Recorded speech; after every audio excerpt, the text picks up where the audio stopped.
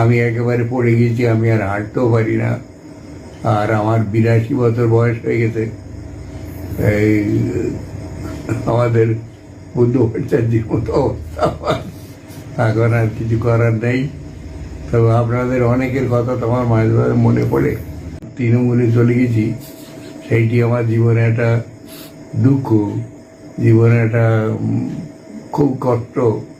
কিন্তু তখন ওই আপনারা আমাকে তো এক্সপেল করলেন, এক্সপেল করার পরে আমি আর কোথায় যাই? মমতা এসে বললো যে আপনি আমাদের দলে আসুন। তাই বললাম যে আমি গিয়ে কী করবো, আমি তো বামপন্থী।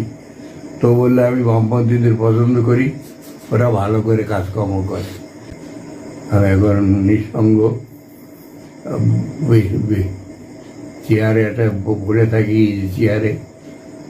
আর মাঝে মাঝে আপনাদের কথা মনে হয়, তখন চোখ দিয়ে আবার জল বেরোয়। আর কি করবো বলুন? আপনারা ভালো থাকুন, যতদিন পারেন চেষ্টা করুন।